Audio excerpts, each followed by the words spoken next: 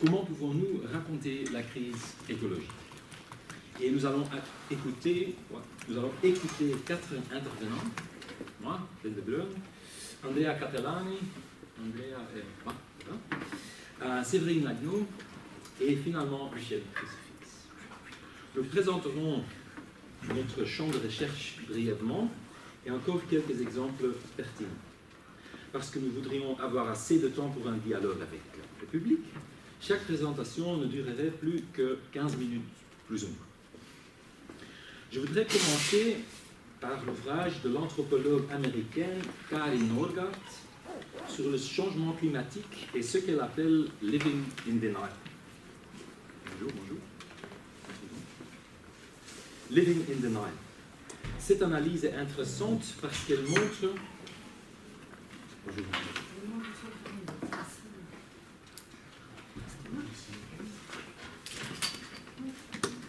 Donc, Kari Norgaard, cette analyse est intéressante parce qu'elle montre qu'une hypothèse populaire ne marche pas. The Information Deficit Hypothesis. Si les gens ne font rien, eux, pour résoudre la crise écologique, ce n'est pas parce qu'ils ne connaissent pas les problèmes. Information Deficit Hypothesis, ça ne marche pas.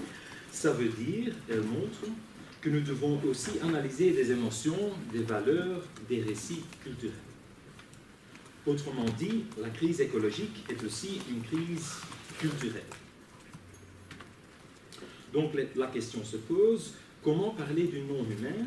Comment développer des histoires plus durables?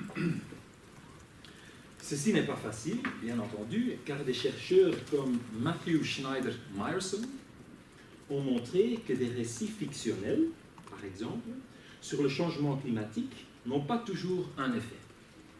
Quand les liseurs ou les spectateurs ont l'idée que l'histoire est fort spectaculaire, il a montré, le public a la tendance de conclure que l'histoire est exagérée et donc pas réaliste et pas importante. Donc, ce n'est pas facile. Dans ce contexte, beaucoup de chercheurs et des écrivains sont en train de réfléchir sur la question que j'ai déjà soulignée, comment raconter la crise écologique. Dans le domaine de la littérature, ma spécialité, la littérature anglaise, cette question peut être réformulée comme comment raconter la crise écologique dans une manière créative et inattendue. Parce que le but typique de nos analyses n'est pas d'identifier des lois générales, mais d'attirer l'attention sur des exceptions intéressantes, outliers. Et maintenant, je voudrais vous montrer 3 exemples créatifs, à mon avis, avant de passer à un exemple plus détaillé qui est lié à l'imagination culturelle de la biodiversité. 4 exemples. Comme Véronique a déjà mentionné dans la première réunion de GRIS, le graphic novel Here, de Richard Maguire, montre comment on peut raconter une histoire qui a lieu sur des échelles temporelles multiples simultanément. Une histoire qui intègre les récits des humains et des processus lents non humains. Un autre exemple pertinent est le recueil de poèmes renommé Dart par Alice Oswald, qui raconte l'histoire de la rivière Dart en intégrant les voix des différentes personnes qui travaillent ou vivent près de la rivière dans une forme littéraire de géographie culturelle. Troisième exemple, le roman Being Dead, titre fantastique. Le roman Being Dead de Jim Price est aussi intéressant car il se concentre sur les corps de 2 amants qui sont tués près de la mer.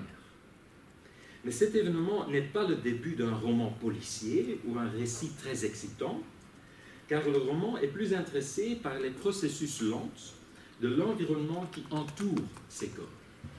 Et ça veut dire que le roman adopte un point de vue vraiment bizarre qui réussit, à mon avis, à décentrer le point de vue typique qui est humain.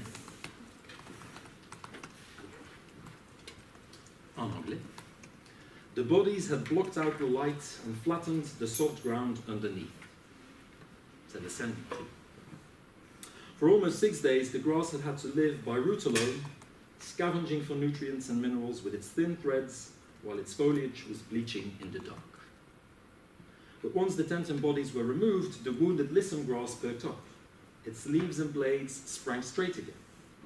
They dragged their bodies from the gluey sand to face the morning. They latched their protein eyes on daylight. They photosynthesized. The grass's stored supplies of water and carbon dioxide conspired with the thin light to make its carbohydrates and put back into the world its byproduct of oxygen. At last, its bludgeoned chloroplasts could go about their work, capturing the energy of sunlight. And by dusk, the rectangle of time-paled lissom grass had gone.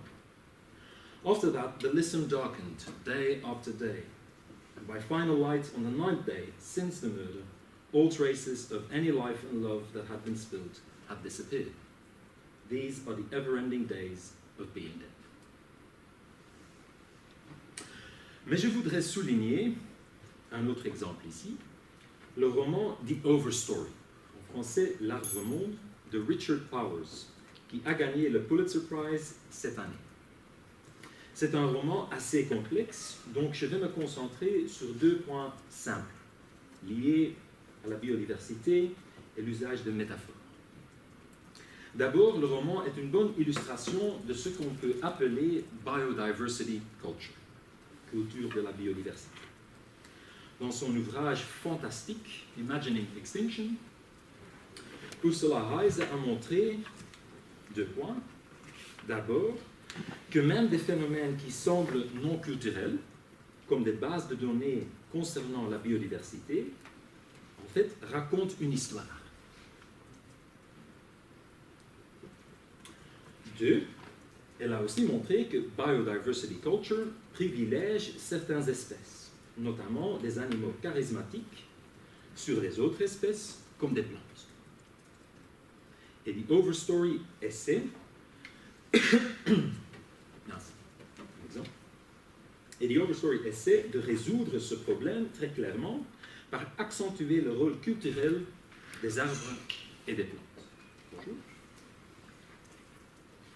Donc, premier point, biodiversité. Deuxième point, si nous analysons le roman de près, nous pouvons retracer les stratégies utilisées par l'auteur pour transformer les connaissances scientifiques récentes sur la vie complexe des arbres en une histoire humaine ou plus qu'humaine.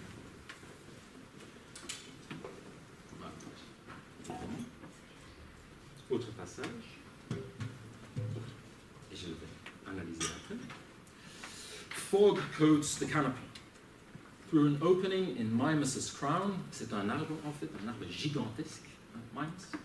The tufted spires of nearby trunks stand swirled in the gauze of a Chinese landscape. All around them spreads a phantasmagoric Ordovician fairy tale.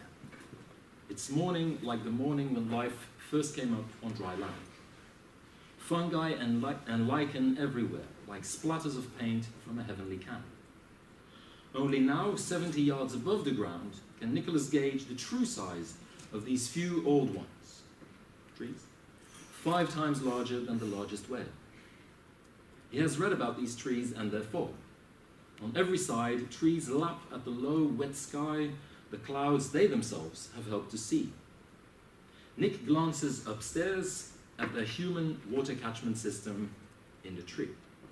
What struck him as ingenious last night turns crude compared to the tree's own water catchment system.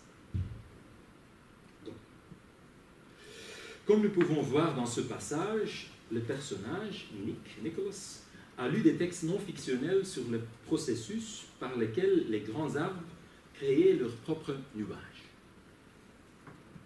Mais les textes ne mentionnent pas simplement ces idées non fictionnelles, mais les intègrent dans le texte fictionnel à travers une série de métaphores et d'images qui comparent cet arbre gigantesque à une peinture chinoise, un conte de fées, une baleine, etc. En outre, cette information biologique est humanisée en mettant l'accent sur la perspective du personnage humain, qui regarde et se retourne pour admirer la vue en question. En fait, le passage et le roman font beaucoup plus qu'humaniser cette information, il tente de réenchanter le monde, l'arbre. Des récits comme The Overstory sont importantes, non seulement parce qu'elles remettent en question la vision stéréotypée des plantes, comme passifs, etc., mais aussi parce qu'elles nous présentent une série de stratégies qui peuvent être utilisées pour raconter l'histoire des plantes et de l'environnement contemporain d'une manière qui ajoute des émotions et des valeurs sans négliger les connaissances scientifiques présentes. Donc, c'est ça. Donc, c'était ma présentation à moi. Et après, nous avons dit que Andrea, si je ne me trompe pas, va continuer.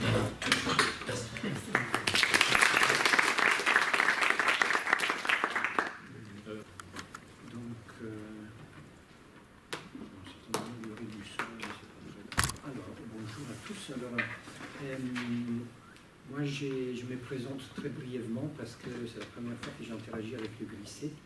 Là, vous voyez mon parcours. Entre autres recherches, donc je travaille aussi un peu sur la religion et le numérique, mais entre autres, donc j'ai fait des recherches dans ces domaines, donc le discours critique environnementaliste, par exemple le prix Pinocchio, que peut-être quelqu'un connaît en France, c'était un prix ironique décerné jusqu'il y a quelques années par une série d'associations, entre autres les Amis de la Terre, et les campagnes de Greenpeace, évidemment, donc analysées d'un point de vue sémiotique, comme vous voyez au tout début, j'ai fait une thèse en sémiotique et j'ai continué à utiliser ce type de bagage méthodologique. Le discours de prise de responsabilité des entreprises, et plus récemment, je collabore avec des linguistes dans le domaine de l'analyse de la circulation des thèmes et des discours concernant le changement climatique sur Internet notamment. Et puis voilà, on est en train de réfléchir comment continuer ce travail.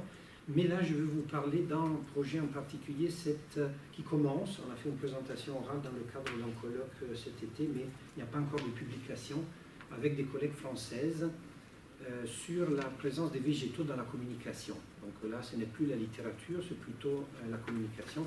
Donc je suis un peu hors sujet parce que je ne vous parle pas de comment je traite la crise écologique et climatique actuelle, mais il y a quand même un lien. Donc, vous pouvez imaginer, on parle toujours des végétaux, donc je continue un peu dans la lignée de ce qui vient d'être dit. Je voulais aussi dire un mot sur ce nouveau groupe qu'on a lancé l'année passée dans le cadre de la Société française des sciences de l'information et de la communication, comme on l'appelle en France. Donc un réseau qui s'appelle Groupe d'études et de recherche, communication, environnement, sciences et société. Et pour l'instant, on a une page, un carnet hypothèse sur Internet, donc on n'a pas un site web, mais plutôt un carnet hypothèse, comme environnement.hypothèse.org. Donc c'est un lieu d'échange français et francophone, mais ouvert aussi, francophone aussi, il y a des Québécois par exemple, etc., dans le domaine des sciences de la communication concernant ces domaines-là. Alors, je vais reprendre des slides que j'ai utilisés cet été pour vous parler donc de comment les êtres végétaux sont représentés aujourd'hui. Chez nous, à l'école de communication, il y a un spécialiste de la forêt, c'est Julie Matagne, qui n'est pas là aujourd'hui, mais en tout cas, je les signale. Elle est vraiment quelqu'un qui travaille depuis longtemps sur le sujet, pas comme moi. Et là, mais nous, on s'intéresse avec mes collègues françaises plutôt à la plante. Et notamment à ces nouveaux récits ou discours, pour être plus généraux, sur les plantes comme être intelligentes. Donc on a l'impression de la croissance d'un récit partiellement nouveau, basé sur l'idée que les plantes sont actives, intelligentes, liées à des nouvelles découvertes et propositions scientifiques, comme par exemple la neurobiologie des plantes, peut-être certains ici connaissent. Une nouvelle orientation scientifique qui semble devenir un phénomène important. Des bases, on les trouve au XIXe siècle avec des botanistes et aussi un certain monsieur qui s'appelle Charles Darwin qui avait travaillé sur le mouvement des plantes. Il avait identifié cette idée que peut-être une sorte de cerveau des plantes se trouve dans les racines. Et donc ce qu'on voit des plantes, c'est plutôt les organes de reproduction et pour chercher la nourriture, mais qu'il y a quelque chose. C'est ce qu'on appelle l'hypothèse brain root theory. Donc l'idée qu'il y aurait un cerveau aussi dans les plantes, même si c'est différent du cerveau des animaux. Mais ces éléments-là ont été récupérés Après, plus récemment, dans un courant, justement, la neurobiologie des plantes, qui s'est développée dans les 20 et 30 dernières années, qui a été aussi critiquée. Donc j'ai trouvé par exemple 2 articles en 2007 et en 2019 qui critiquent un peu cette idée de faire des analogies un peu superficielles concernant entre donc plantes et animaux. Donc nous on va s'intéresser un peu à ce phénomène culturel. Donc là c'est le résultat de quelques observations avec des moteurs de recherche, par exemple à l'INA en France, au Global Factive. On voit que il y a eu une augmentation récente. Là, les mots-clés de ces recherches sont intelligence et plantes, ou simplement plantes, ou plantes et pensée. Et je pense à gauche, c'est simplement plantes. Donc on voit qu'évidemment, avant aussi, il y avait toute une évolution avec des pics, mais qu'il y a eu un pic récent lié à la présence des plantes dans les documents, voilà, de cette base des données INA, important, que vous connaissez certainement. Et l'autre, c'est plus global. Ici, c'est une recherche que j'avais fait, donc des documents TV et radio, toujours à l'INA. On voit le pic récent. Il n'y a rien avant 2004. Là, les mots-clés étaient intelligence et plantes. Intelligence et plantes. Oui, intelligence et plantes, c'était en français. Côté livre, vous connaissez certainement cette publication. Donc, nous, on s'intéresse à cette littérature de vulgarisation. Donc, vulgarisation, ça veut dire des livres et des revues. Des revues comme des numéros des revues comme Science et Vie, par exemple. Donc là, vous avez 2014, les langages secrets de la nature, à quoi pensent les plantes, Stefano Mancuso, qui est un spécialiste justement de la neurobiologie, qui vulgarise aussi. Et puis vous voyez l'augmentation en 2017, avec notamment Peter Wolleben, qui est un peu l'auteur principal de cette tendance. Donc, quelqu'un qui s'occupe des forêts en Allemagne et qui a fait des livres qui sont vraiment des best-sellers dans ces domaines.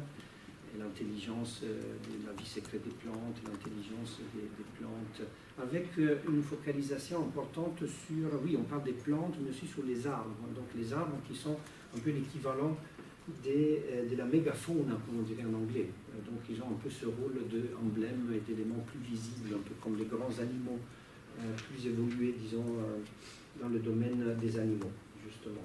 Donc si on regarde un peu ces couvertures, on se rend compte qu'il voilà, y a des mots comme intelligence, langue, secret, donc un secret qui est dévoilé, la communication qui est présente, la représentation d'arbres et de plantes, avec parfois des modifications rhétoriques dans l'image, donc des feuilles qui dessinent un visage, plus des photos que des dessins, et les arbres qui sont centrales.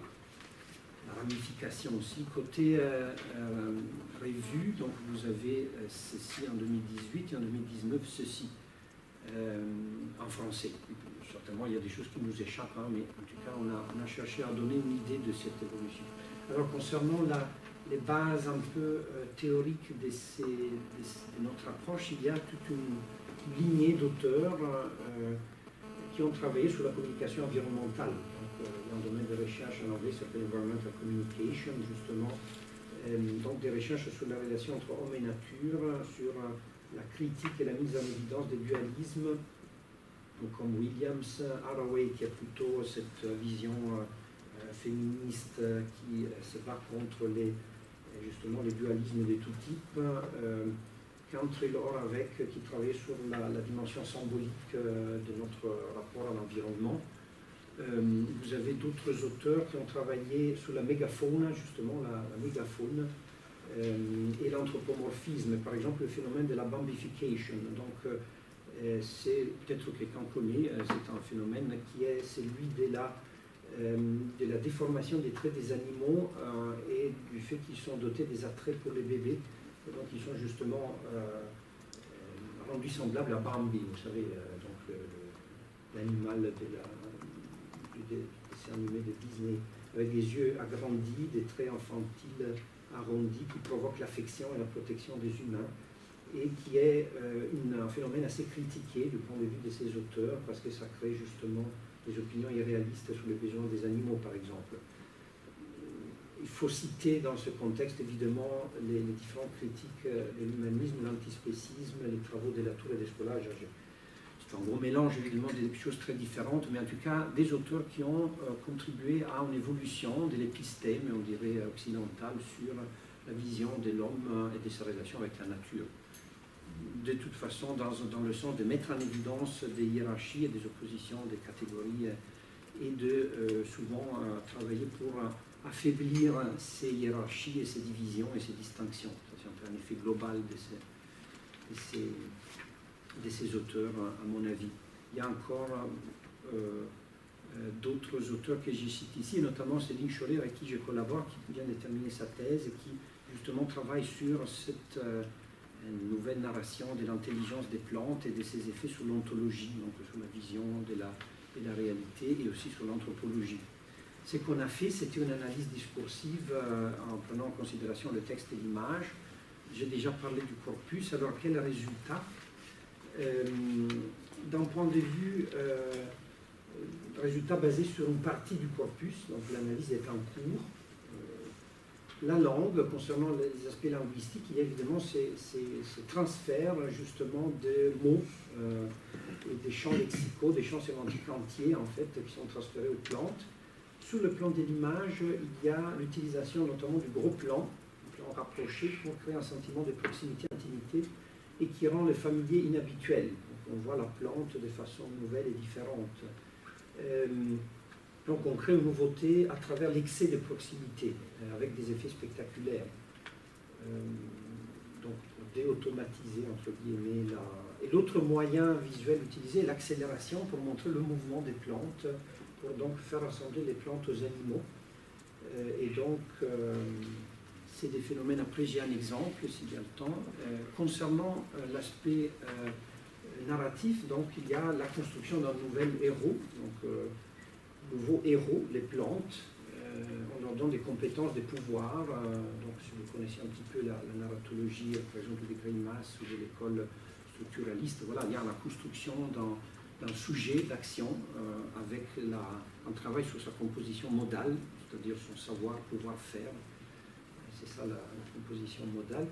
Et de l'autre côté, il y a le récit de la nouvelle vision qui s'affirme malgré les obstacles. Donc les héros scientifiques éclaireurs, parfois isolés au début. Donc une histoire assez classique dans la littérature de ce type-là.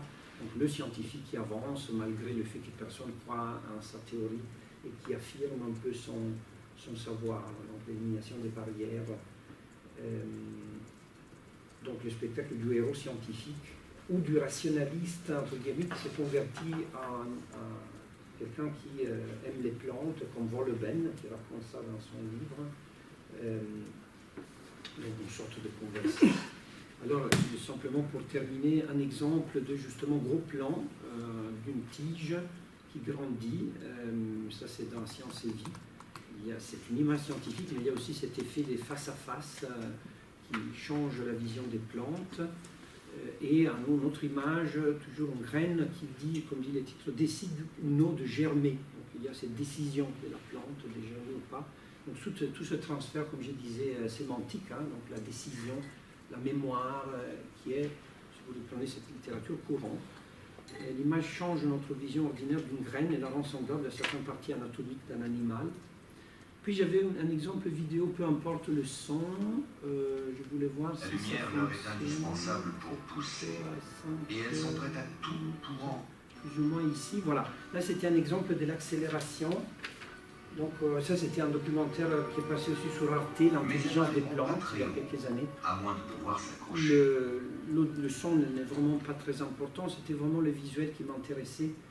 De toute façon, vous trouvez ça facilement sur Internet. Vous voyez l'accélération du mouvement qui crée cet effet de rapprochement avec les animaux. D'ailleurs, on le dit, comme des doigts qui cherchent à s'agripper, les crampons de ce lierre collent à l'écorce. Donc, c'est un peu un autre exemple de ce discours multimodal qui a cet effet, il me semble. Voilà, on pourrait continuer, c'est beau d'ailleurs. Évidemment, je dois aller vers la fin. Donc, je voulais dire encore quelque chose. Là, j'avais mis une référence au ventriloquisme, mais autrement pour les questions. Donc, c'est clair qu'ici, on est dans un domaine où, oui, il y a des prises de position philosophiques. Donc, Kortchak, qui est philosophe à l'EHESS en France, qui dit « Notre ignorance sur le monde végétal n'est pas ensemble l'effet d'une négligence fortuite, elle est la conséquence nécessaire d'un tabou épistémologique. corps anonyme et anhistorique par essence. Les plantes, ils sont de la simple matière vivante. Donc voilà, là il y a la critique actuelle de justement certains courants antispécistes qui vont jusqu'au végétal. Donc ce n'est pas simplement antispécisme animal par rapport à l'homme, mais qui vont au-delà. Donc il y a la philosophie, il y a, comme on a dit, la neurobiologie végétale. Il y a probablement des effets sur un peu la structure ontologique. Là, c'est des scolas que vous connaissez bien. Donc c'est clair qu'en rapprochant les plantes de nous, en disant qu'elles ont une mémoire, une volonté, une intelligence, d'un certain type, évidemment, parce qu'ils n'ont pas un système avec des neurones comme nous, mais on dit, voilà, c'est la plante entière qui est le cerveau d'une certaine façon. Donc c'est très intéressant comme discours. Et bien, on a un effet sur le positionnement. Vous savez, nous, on est en Occident depuis quelques siècles dans le naturalisme, donc on rassemble physiquement aux autres êtres, animaux et végétaux, etc. Mais on est différent sur le plan de l'antériorité, notamment par rapport aux plantes. Au fond, la plante n'a pas d'antériorité traditionnellement, donc il n'y a pas d'opposition dans ces cas-là, parce que simplement il n'y a pas d'antériorité. Donc l'idée est qu'ici, on institue une relation sur le plan de l'antériorité, et est-ce qu'on va vers une sorte d'animisme, de nouvel animisme, ou un mélange d'animisme et de naturalisme? Là, c'est un point d'interrogation intéressant. Et donc, de toute façon, il y a cette nouvelle narration avec des résultats ontologiques possibles.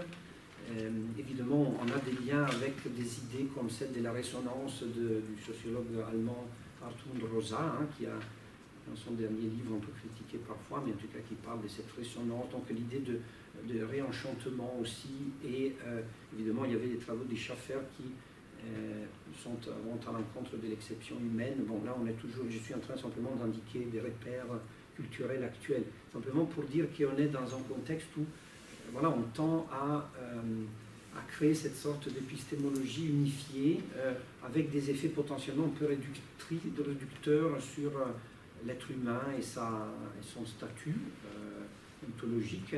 Là, vous avez une image de Science et Vie où on montre l'ensemble des êtres vivants avec les différents royaumes, et c'est une image circulaire où l'homme et les animaux, vous voyez, il n'y a pas vraiment de séparation. Donc, visuellement aussi, on construit cet espace culturel holistique où voilà, les différences s'estompent d'une certaine façon. Donc voilà, ça c'était ma présentation pour indiquer quelques éléments de notre réflexion en cours. C'est un travail évidemment qui n'est pas du tout abouti. Merci pour votre attention.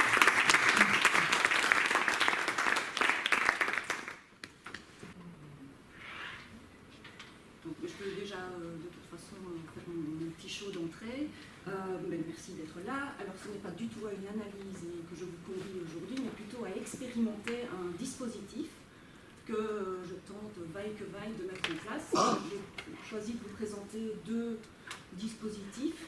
L'un qui va aboutir en février à un film, dont je vous propose un extrait qui ne sera pas dans le film parce qu'il s'agit d'un montage un peu bricolé non professionnellement, tandis que le film sera d'une belle facture, je l'espère. Deuxième dispositif qui est un dispositif qui est en cours de réflexion, de création, de tâtonnement plus qu'autre chose. Et donc, voilà, j'attends vos retours. Il y aura peu d'informations sur le contexte, laissant ainsi place à ces informations pour la discussion éventuellement par la suite.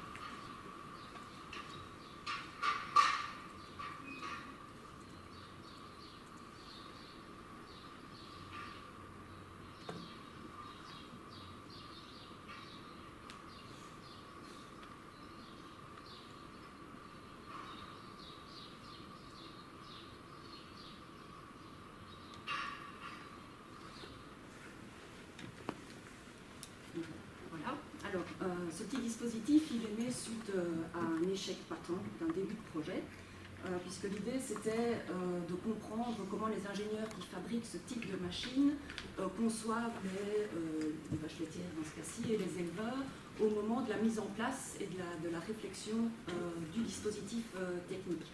On n'a jamais eu accès à ces informations en dépit des différents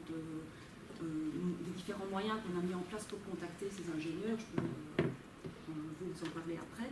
Du coup, on a cherché à se raccrocher à une bouée qui s'est trouvée être une GoPro. Alors la GoPro, on la connaît fort bien maintenant, puisque c'est un dispositif très égocentré et très verbeux, où vous pouvez vivre à travers les images filmées, soit votre propre exploit sportif, puisque la caméra est fixée sur votre propre corps, ou vous voir en train de réaliser un exploit, la caméra étant alors fixée sur l'embarcation qui vous tient, qu'il s'agisse de votre planche de surf ou d'un canoë, ou des dispositifs plus récents qui visent à dénoncer la difficulté de se mouvoir à Londres pour des personnes aveugles, et la caméra est alors fixée sur le dos d'un chien guide.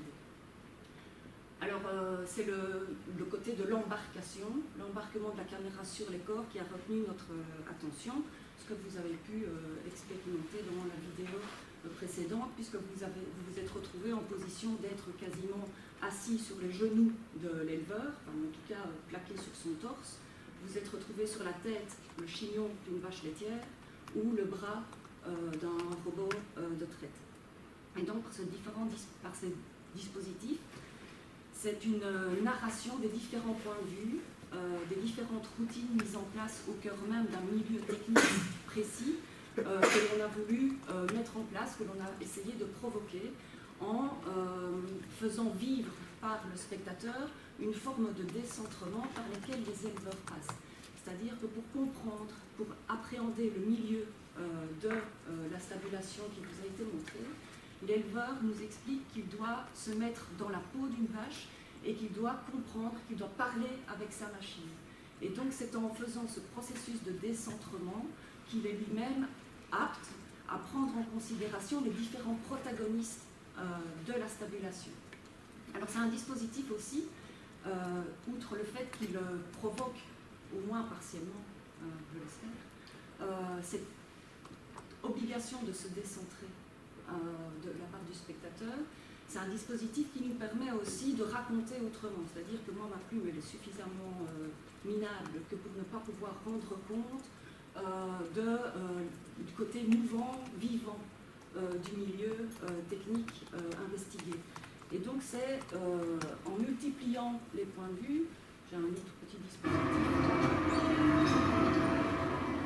voilà, en se situant sur le torse de l'éleveur en train de préparer le mélange qu'il va quotidiennement distribuer à ses animaux, c'est en se plaçant sur un robot qui repousse l'alimentation, c'est en se plaçant sur la plus haute poutre de la stabulation, à côté d'un nid d'hirondelle que l'on entend striduler, c'est en se plaçant dans un abreuvoir où on voit les mufles venir aspirer l'eau, en croisant ces différentes perspectives que l'on tente de rendre compte de la multiplicité, de toute l'épaisseur du milieu technique, en allant au-delà de ce que Clifford Geertz disait, c'est-à-dire en allant au-delà du fait de se poser derrière l'épaule des acteurs de terrain.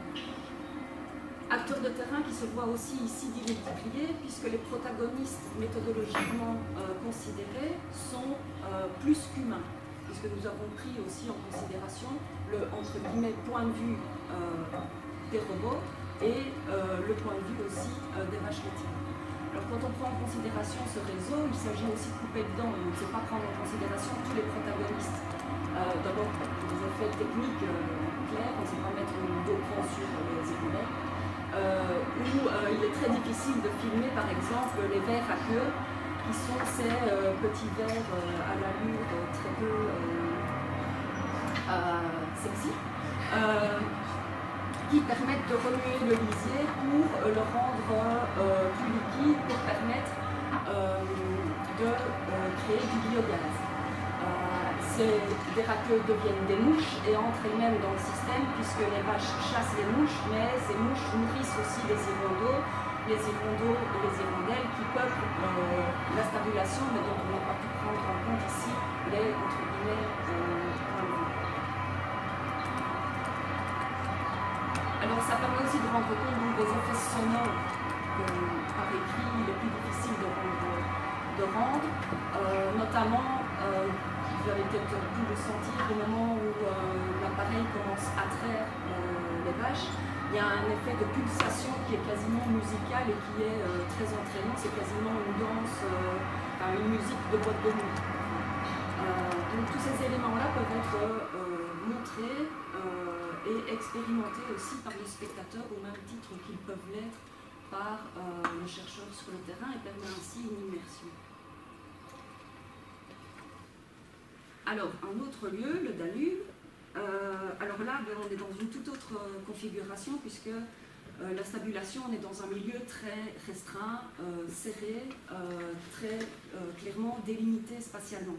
Le Danube, là, on est sur 2800 km, avec une multiplicité de sources, que ce soit au niveau pictural, les sources au niveau la multiplicité de romans d'aventure, par exemple, une multiplicité d'écrits scientifiques de disciplines confondues, une multiplicité de terrains également, puisque par exemple moi personnellement j'effectue des terrains le long du bras de Kilia, donc qui va de Odessa, Vilkovo en Ukraine jusqu'à la frontière roumaine, mais aussi avec des spots plus ponctuels le long du fleuve, des terrains collectifs, et donc là il y a un amas de documentation, d'informations très difficile à brasser, et donc pour le moment ce que je tente de faire,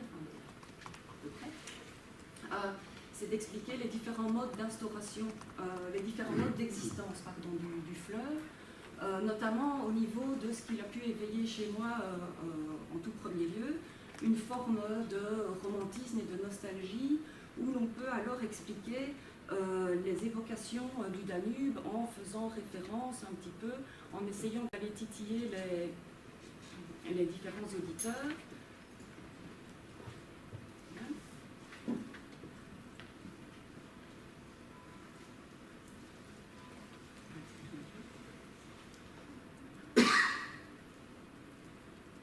Voilà pour un peu vous rappeler ces différents flots bleus qui sont déversés par des violons straussiens qui sont associés, pour moi en tout cas au départ, à une vision romantique, quasi nostalgique, un bal impérial viennois dans un décor de volutes, de couleurs sucrées, un goût de bon vieux temps, que des études comme par exemple celui de Gertrude Steiner sur le Heimatmacher montrent comme étant des images qui sont véhiculées pour conforter un petit peu le pouvoir en place, le pouvoir impérial, le pouvoir royal, en mobilisant ces images et en les faisant passer de façon un peu édulcorée, rose bonbon, tout cela évoqué par à la fois la musique et cette évocation imaginaire du fleuve.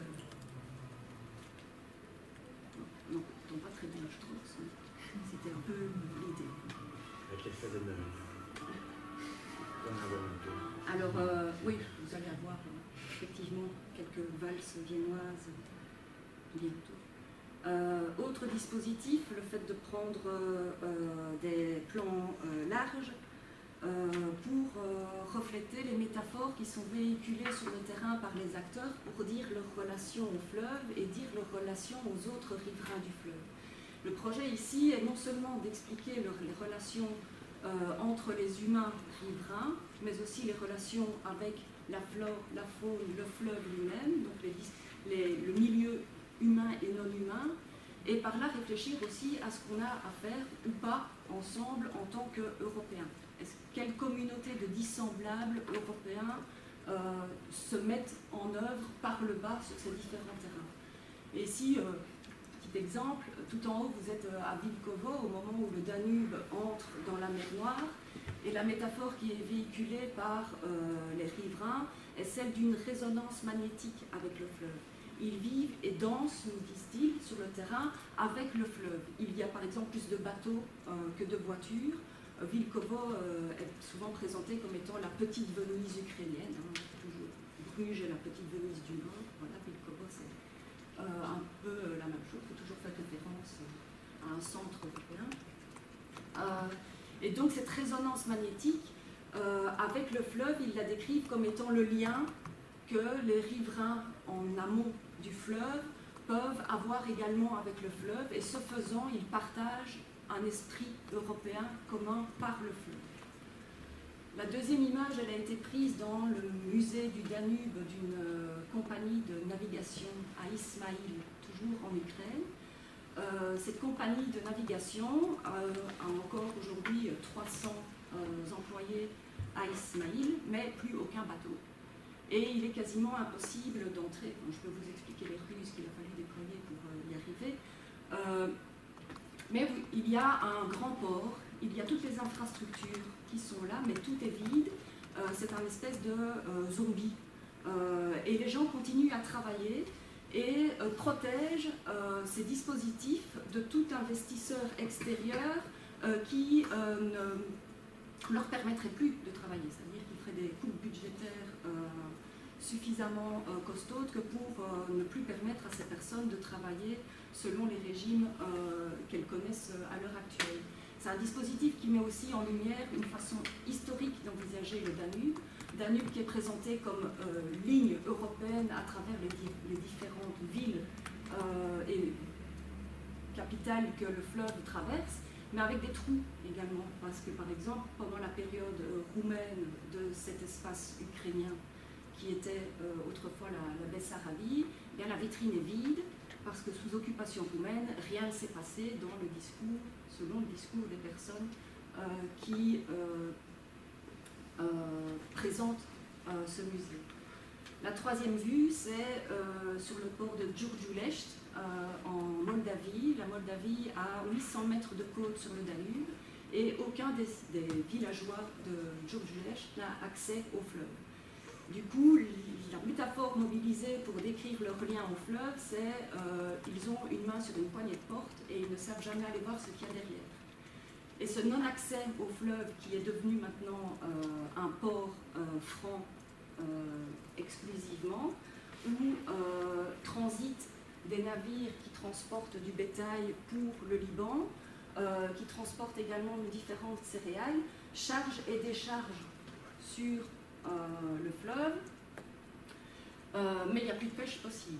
Du coup, il y a des espèces de monstres marins qui sont générés par cet apport de nourriture substantielle pour ces différents poissons. Certaines personnes qui tombent dans le fleuve ne sont jamais retrouvées. Des plongeurs évoquent des poissons qui font plus de 200 kg, qui rendent impossible le fait de trouver les cadavres. Voilà, trois petits exemples de dispositifs et de métaphores qui peuvent être racontés par ces dispositifs. Et je clôture sur ça. Je reprends la vue qui était tout à l'heure, mais en déplaçant légèrement le regard, en plongeant la caméra au fil de l'eau. C'est pas du tout en mode accéléré, mais on a l'impression que les choses s'accélèrent. On ne regarde plus de l'extérieur le fleuve, on le regarde en s'immergeant partiellement à tout le moins à l'intérieur, et un peu à l'instar de la musique de Bartók un peu plus envolée, il y a moyen de raconter le fleuve tout autrement. Merci.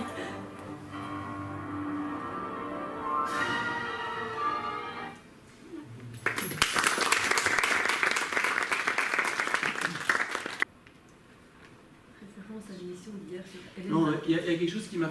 Bon, il se fait que par coïncidence, hier, j'ai été invité pour parler sur un sujet dont je ne maîtrise absolument pas. Mais j'étais le climatologue de service à l'N24. Et alors, dans les plateaux télé, maintenant tout est automatisé, il n'y a plus de caméraman. Et derrière vous, vous avez des écrans immenses qui servent de toile de fond lorsque vous vous exprimez.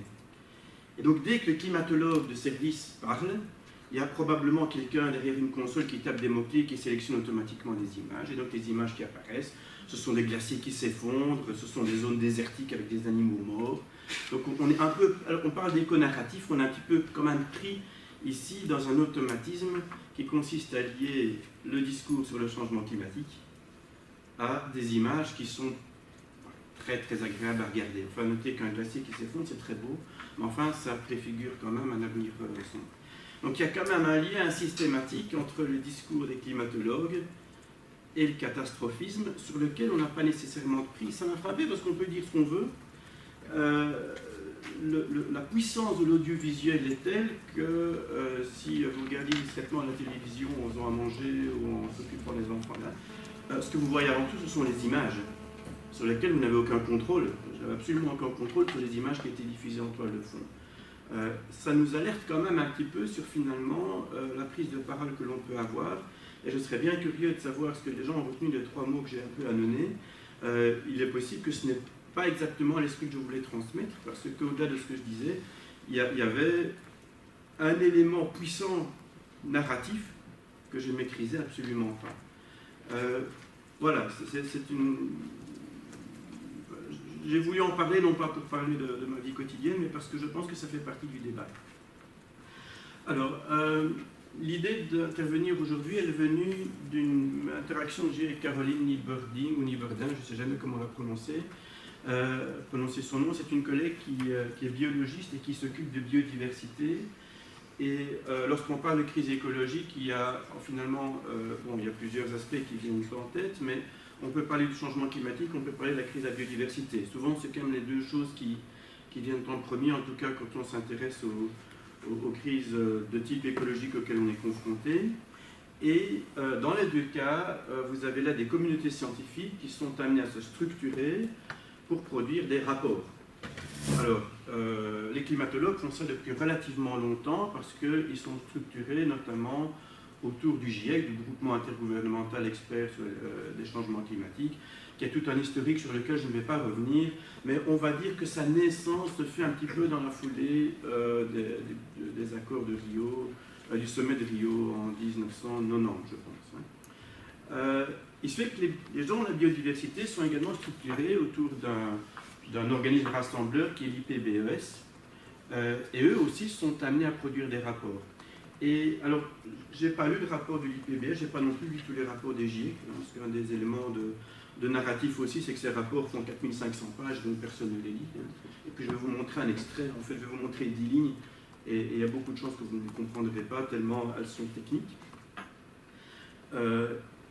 Il se fait quand même que les climatologues ont une différence avec les experts de la biodiversité, c'est qu'ils utilisent beaucoup des simulations, c'est-à-dire des sorties d'ordinateur, je vais dire ça comme ça. Et donc le rapport est fortement structuré autour finalement de graphiques, de termes qui se dépendent fortement d'outils de simulation. Et dans le cas de la biodiversité, c'est peut-être un exercice qui se prête un peu moins directement à la simulation, ou en tout cas les paradigmes de simulation sont peut-être plus nombreux. Et donc le rapport de l'IPBES, d'après ce que j'ai compris, encore une fois je ne l'ai pas lu, mais utilise beaucoup plus le procédé des narratifs. Alors ici, bon, mon métier étant d'être physicien et climatologue, je vais me concentrer sur le rapport du GIEC et essayer de vous montrer finalement quels sont les concepts clés. On ne va pas faire de la science, on va vraiment réfléchir à la narration, parce que lorsqu'on raconte le changement climatique futur, on se base quand même fortement sur ces rapports. Alors, on va commencer par un extrait. Hein, on va le disséquer un peu ensemble. Donc c'est un extrait, alors peut-être tout le monde n'arrive peut-être pas à lire parce que l'écran n'est pas immense. C'est un extrait du 5e rapport du GIEC. GIEC, IPCC, c'est la même chose. Okay. C'est juste la traduction anglaise de l'acronyme. 5e rapport du groupe de travail numéro 1. Si vous voulez, il y a 3 groupes de travail. Et le groupe de travail numéro 1 rassemble principalement tous ceux qui font la climatologie physique. Vous avez un deuxième rapport, alors ça s'appelle le Scientific Basis, en parenthèse c'est intéressant parce que ça sous-entend que numéro 2 et numéro 3 ne fait pas de science. On peut en discuter. De rien, la science et la physique pour l'IPCC. Rapport 2 et rapport 3 sont liés à l'adaptation et à ce qu'on appelle la mitigation, donc c'est, on va dire, l'atténuation du changement climatique. Alors, Executive Summary, c'est quelque chose qui, normalement, doit être lu par des gens qui prennent des décisions. Top CEO, Chief Executive Officer, c'est quelqu'un qui est censé prendre, quelqu'un ou quelqu'une, qui est censé prendre des décisions. Alors, voyons ce qu'ils écrivent. This chapter, parce que j'ai pris juste un chapitre, pas tout à fait au hasard, mais la plupart des chapitres commencent à peu près de la même façon. This chapter assesses long-term projections. Projection, ça c'est un mot-clé qui apparaît tout le temps et qui est en fait assez mal défini. C'est quoi une projection? Si je demande à un mathématicien, c'est quoi une projection pour un mathématicien? Allez, vas-y, lance-toi, de toute façon, tu diras pas. Ça fait référence à un opérateur linéaire. Ouais, donc vous avez une surface, genre un cube, enfin un volume, un cube, vous le projetez sur une surface et ça vous donne quelque chose qui n'est plus tout à fait le cube, mais qui est issu du cube. Ici, la projection, ça a une signification différente. On projette un futur possible avec le terme projection plutôt que prévision, parce qu'on parle de prévision météorologique. Ici, on utilise le terme projection, c'est une façon de se barricader un petit peu pour dire c'est conditionnel au fait qu'on va utiliser des modèles, c'est conditionné par le fait qu'on utilise des scénarios, on va continuer ensemble. Donc, for the end of the 21st century, donc, on raconte un peu quand même, and beyond, where the forced signal, donc il y a une idée de forçage, on force le climat. Forced signal depends on the scenario. Donc, il y a des scénarios. Donc, c'est des mots-clés, en fait, qui reviennent tout le temps. Ouvrez n'importe quel papier qui vous parle de changement climatique sur base de modélisation, vous allez souvent trouver ces termes-là. Projection, forcé, scénario, typically larger than the internal variability. Donc en fait, il y a un climat qui a sa variabilité interne, il a sa propre vie. Et nous, on arrive dessus et on le force. Et on le force, et donc, qu'est-ce que ça signifie? Ça va introduire un changement qui va se marquer au-delà d'une, regardez la phrase suivante, d'une baseline. Donc c'est pas rien.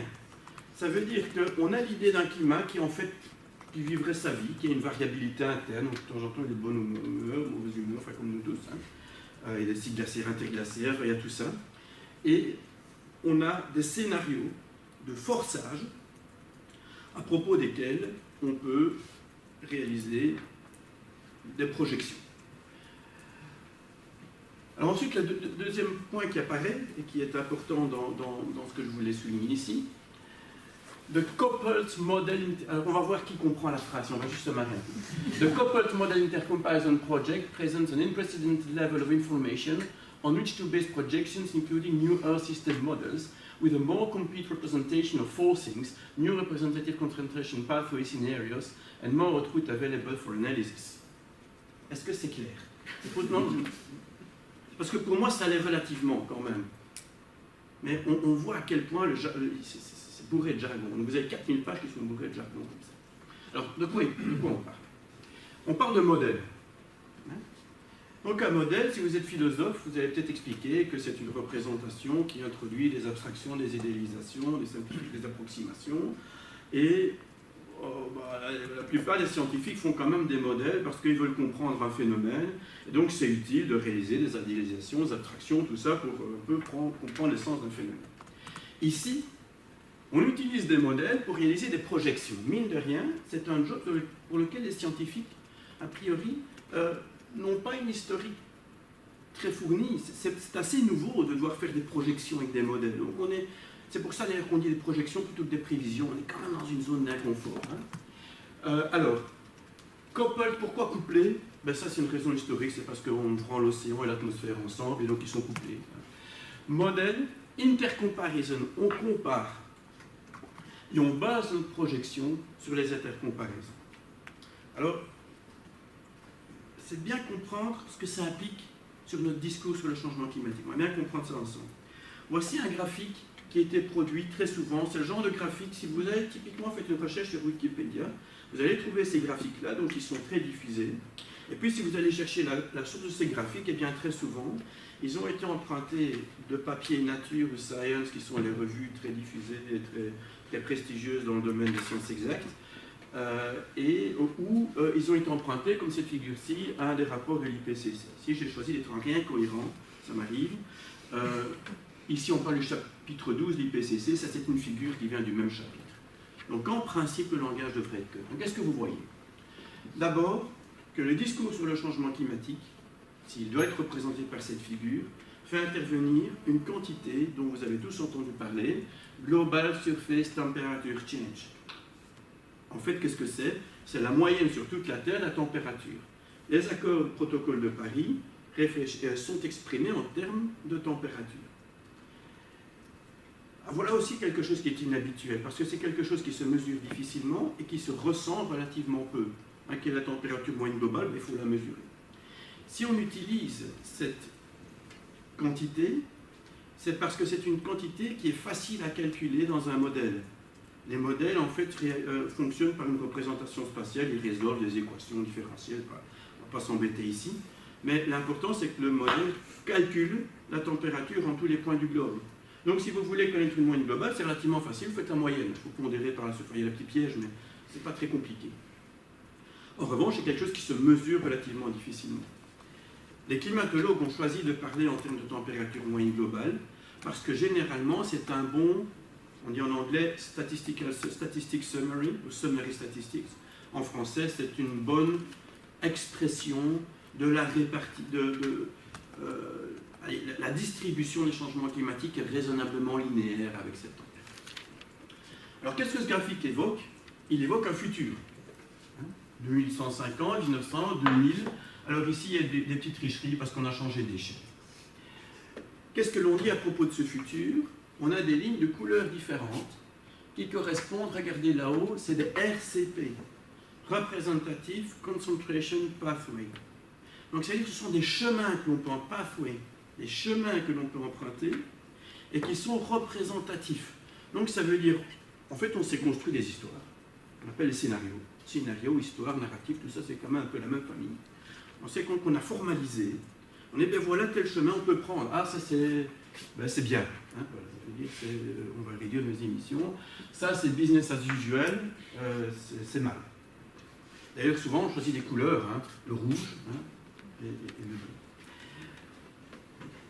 Ensuite, autour de ces lignes qui seront censées représenter la médiane, vous avez des shades, comment on dit ça en français? Je suis un peu perdu.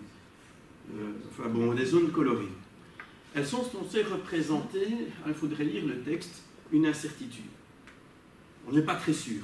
Bon, regardez le piège ici.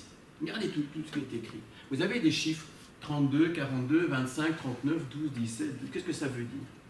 En fait, ces incertitudes sont représentées ici par le fait qu'on a fait tourner différents modèles. Vous avez un modèle français, un modèle australien, un modèle chinois, un modèle américain. Et en fait, ce n'est pas des incertitudes. Ce n'est pas une incertitude. C'est le spectre, hein, l'écart entre les différents modèles. Et donc, ce qu'on représente ici, ce n'est pas une expression d'un jugement, je ne suis pas très sûr, non, c'est le fait que quand vous faites tourner le modèle australien, vous avez telle réponse, quand vous faites tourner le modèle chinois, vous avez telle réponse, et quand vous faites tourner le modèle français, vous avez telle réponse, pour plein de bonnes raisons. Hein. Alors, quel est le piège? Et imaginez que vous soyez tous météorologues. Vous êtes tous très doués, vous faites des super prévisions météorologiques. Alors, vous savez peut-être qu'en météorologie, vous voulez prévoir le temps qu'il fera demain, du fait que le système est chaotique, il n'est pas possible d'être certain. Et donc, peut-être que pour chacun d'entre vous, comme vous êtes tous très bons, vous allez arriver à la prévision suivante. Demain, il pleut avec 70% de probabilité, il fera beau avec 30% de probabilité. Maintenant, je vais demander à tous, vous êtes tous d'experts, donc je vais vous demander à tous quel est votre meilleur jugement, votre best guess, comme on dit en anglais. Vous allez tous me répondre, demain il pleut. Est-ce que je peux en déduire que demain il pleut avec 100% de probabilité parce que tous les experts m'ont dit que le best guess était demain il pleut? Vous voyez la différence? Bien qu'il y ait une incertitude, elle n'a pas nécessairement été capturée par ces modèles. Et donc il se réalise un jeu un tout petit peu quand même discuté, et qui est discuté dans la littérature, sur le fait qu'on confond ici finalement la sortie d'une simulation numérique ou les sorties de simulation numérique avec des jugements. Alors, quel est l'imaginaire que ça crée? On dit, voilà, regardez, c'est objectif, ça vient de calcul par ordinateur. Et donc, il y a quelque chose de très positiviste quelque part, hein, quelque chose de très mécanique. Voilà, on a fait des calculs par ordinateur, et donc ça nous donne une expression objective. En réalité, ce qui se passe, et il y a plusieurs histoires comme ça dans les décennies précédentes, c'est que lorsque vous réalisez un modèle pour la première fois et que vous le faites tourner, il va parfois vous donner des résultats qui vous paraissent incohérents, avec des sensibilités climatiques et donc des prévisions qui sont tout à fait farfelues, ou que le modèle tourne mal, il vous donne une représentation de la circulation océanique que vous jugez farfelue. Et donc ce qui va se passer, c'est que les développeurs du modèle vont introduire leur propre jugement d'experts pour d'une certaine façon ramener le modèle à la raison. Hein? En fait, on le tune, comme ça qu'on le règle. Et donc ce qui se passe ici, c'est que ce qui est présenté comme étant une incertitude mécanique, objective, différents modèles, en réalité, représente un processus pour lequel on a injecté énormément d'informations, on a injecté beaucoup de jugements. Mais la façon de le communiquer, et écoutez bien, alors je n'ai pas tout à fait fait mon travail ici, mais écoutez bien les conférences grand public, on va vous se rendre dire, ouais, c'est fait avec des modèles qui résolvent les équations de Navier-Stokes, c'est-à-dire qu'on vient avec un argument qui n'est même pas un argument d'autorité, qui est un argument de logos, là, au sens où on a réalisé des calculs précis, alors qu'en réalité, ces prévisions introduisent du jugement d'expert. Je n'ai pas dit que c'était mal, mais quelque part, on n'ose pas le dire. Deuxième point, mais je dois avancer, mais deuxième point sur lequel je voulais attirer votre attention, c'est la notion de probabilité. Voilà une autre figure, à nouveau. Ici, je l'ai choisie parce qu'elle apparaît comme première figure dans Wikipédia. Vous regardez Climate Change Projection, voilà la figure qui apparaît. c'est une figure qui vient d'un article il y a quelques années, 2015. Vous n'arrivez peut-être pas à lire du fond de la classe. Alors, première chose, c'est une tendance que j'ai moi-même constatée. Je ne sais pas si c'était formalisé par des gens qui ont étudié ça de près, mais les figures deviennent de plus en plus sophistiquées. Regardez cette figure-là. Bon, allez, enfin, c'est encore relativement lisible. Ça devient chargé. Et donc les figures qui apparaissent dans Nature Science sont des figures qui utilisent de plus en plus de couleurs, qui utilisent de plus en plus de logos et qui introduisent de plus en plus d'informations. Ce qui fait qu'en quelques secondes, je ne sais pas si en quelques secondes vous avez vu de quoi ça parle, mais on demande un petit peu, il faut un peu rentrer dedans. Alors qu'est-ce que ça représente? Ici on parle d'un autre élément évidemment central de la narration sur le changement climatique, ce sont les émissions. Combien de gigatonnes de CO2 on va émettre. Et vous avez ici, à nouveau, le futur et différentes possibilités en fonction du type d'émission et des cibles que vous voulez atteindre. Donc, par exemple, ici, on nous explique, voilà, si vous voulez respecter le protocole de Paris, voici un ensemble d'émissions, ce sont des simulations numériques, tout ça en réalité, un ensemble de trajectoires d'émissions, pathway, de trajectoires d'émissions, qui sont compatibles avec le respect du protocole de Paris. Alors maintenant, si vous regardez la figure avec un tout petit peu de distance, vous voyez plein d'allusions aux probabilités. 50% chance, 50% de chance. Qu'est-ce que ça veut dire? Bon. Ici, likelihood. Et en haut, probability. D'ailleurs, ça fait parfois un peu sursauter les statisticiens parce que ça les embête que sur le même graphique, on vous parle de chance, de vraisemblance et de probabilité sans les avoir définies de façon tout à fait précise. Si vous assurez votre maison, beaucoup choisissent de le faire quand ils ont une maison, contre l'incendie, l'assureur sait relativement bien comment fixer une prime parce qu'il a un historique des incendies de maison et donc il a une analyse et une compréhension des probabilités qu'on appelle fréquentiste. Voilà, mais dans tel quartier, pour tel profil, on sait bien qu'une maison comme celle-là brûle en moyenne tous les 64 ans ou 152 ans, j'en sais rien. Donc voilà le prix de la maison, on divise et puis on prend son petit bénéfice et voilà le prix. Voilà. Ici, vous avez, les assureurs veulent des probabilités. Lorsque des Swiss Re, lorsque Zurich Re veut fixer des primes pour assurer à propos de risques qui peuvent évoluer avec le changement climatique, ils ont besoin de probabilités. Le problème, c'est que ces probabilités-ci ne peuvent pas être établies sur la base fréquentiste. On ne peut pas dire, ben voilà, on a 250 exemples de changement climatique et une fois sur 10, ça dépasse.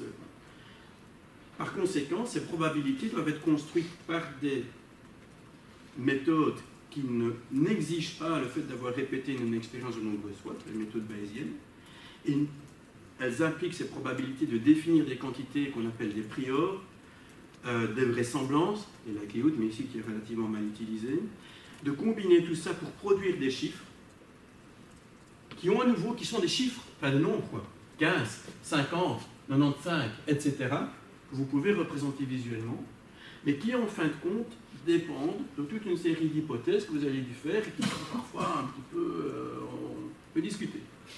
Donc là, à nouveau, vous avez le même principe, c'est qu'on va quantifier les choses, on met des chiffres, et ça a tendance parfois un petit peu à masquer le fait qu'au début, on a quand même réalisé toute une série d'hypothèses qui vont demander du jugement d'experts. Dernier diagramme, parce que je sais que mon temps est sans doute déjà écoulé. Voilà un diagramme présenté par Schellnhuber et collègues. Je ne sais pas s'il faut les classer comme climatologues, mais enfin, en tout cas, ils connaissent relativement bien le problème. Et vous retrouvez plusieurs éléments de narration qu'on a déjà évoqués. D'abord, vous avez le passé et le futur. Donc, on est dans l'avenir. Deuxièmement, vous avez des scénarios. RCP. Le 6, le 5, 6, 8.5. Enfin, vous avez le protocole de Paris. Alors, l'élément de narration supplémentaire ici qui est proposé, c'est le fameux point de bascule. On en reparlera un petit peu plus tard dans quelques séances. Donc, c'est l'idée que, au fur et à mesure que le climat se réchauffe, vous pouvez avoir, alors il y a eu différents termes, il y a eu les surprises, il y a eu les tipping points, les points de bascule, et qui ont, je termine, et qui ont quelque part attiré l'attention sur le fait d'événements qui sont plus ou moins probables, ou en tout cas ce qu'on appelle des possibilités réelles, et qui demanderaient dans ce cas-là une attention soutenue. Alors, on ne va pas tous les citer parce qu'on n'a pas le temps, mais je vous en cite deux, par exemple. L'idée, par exemple, de la destruction d'un effondrement de la forêt amazonienne. C'est quelque chose qui est très incertain, sur lequel, en réalité, il est très difficile d'établir, de mettre un chiffre de probabilité, mais qui apparaît comme un élément de préoccupation. D'ailleurs, un autre terme qui a été récemment introduit dans les littératures, c'est, je vois que Philippe est là, il était co-auteur du papier, des reasons for concern. C'est quels sont les éléments de préoccupation importants, des choses dont il faut se préoccuper, sur lesquelles il n'est pas nécessairement facile de mettre un chiffre de probabilité, mais qui demandent une attention soutenue. Alors, ce que vous avez vu au cours de cet exposé, c'est que forcément, dans ces chapitres ou dans ces articles scientifiques qui vous parlent du changement climatique et qui sont écrits par des spécialistes, vous trouvez énormément d'éléments de jargon qui ont des racines historiques. Quand on parle de coupled model, a priori, il faut comprendre que c'est un modèle océan-atmosphère parce que la première fois qu'on les a mis ensemble, on a appelé ça des modèles couplés, et puis c'est resté. Donc, ce n'est pas nécessairement des éléments de jargon qui sont accessibles à tous. Les représentations graphiques mettent fortement l'accent sur le caractère d'objectivité qui est produit par les modèles numériques.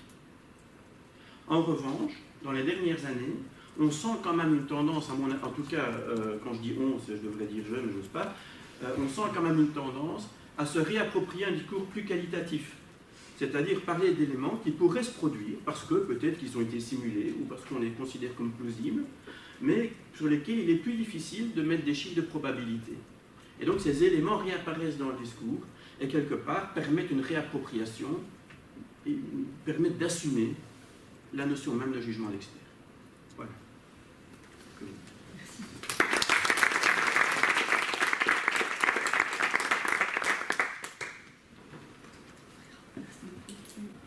Voilà, donc Classe Arnaud, je suis doctorant en communication. Et donc, peut-être pour prendre un premier élément de discussion un peu plus global sur l'ensemble des interventions, je trouve qu'elles ont été toutes intéressantes dans le sens où elles ont mis en évidence ce dont on est capable de mettre en récit, de discuter, et par conséquent aussi les éléments qu'on oublie plus généralement parce qu'ils sont plus difficiles à discuter. Par exemple, dans l'exemple d'Andrea avec l'environnement et la représentation de la nature, souvent c'est l'arbre qui revient en évidence. Mais l'arbre cache peut-être parfois la forêt et cache certains éléments qui méritent plus d'être discutés. Je reprends ici les exemples avec tous les graphiques où effectivement les probabilités sont mises en évidence parce qu'elles sont plus faciles à discuter, à présenter dans un article parfois de vulgarisation qui doit être plus court, plus direct dans l'information qui doit être présentée. Et peut-être qu'un enjeu qui me semble important justement dans la création de ces discours, c'est d'arriver à parler parfois de choses un peu plus complexes et à mettre en évidence la nuance et la complexité de certaines situations qui ne peuvent pas se réduire à un graphique d'évolution de température ou à une comparaison de probabilité. Peut-être un exemple qui me vient en tête, c'est quand on s'intéresse à l'empreinte carbone des infrastructures numériques. On est là face à des situations qui sont assez difficiles à mesurer et qui sont très peu discutées, j'ai l'impression, que ce soit dans l'espace public ou même dans l'espace scientifique, parfois entre chercheurs de différents domaines, parce qu'il y a une difficulté à vulgariser des phénomènes qui sont complexes et font mettre en jeu différents facteurs. Donc je pense, voilà, c'est un élément de discussion, c'est justement comment arriver à réintroduire dans l'espace public des discussions qui sont peut-être plus nuancées sur justement le jugement d'experts et sur différents points de vue qui sont parfois, qui amènent le débat.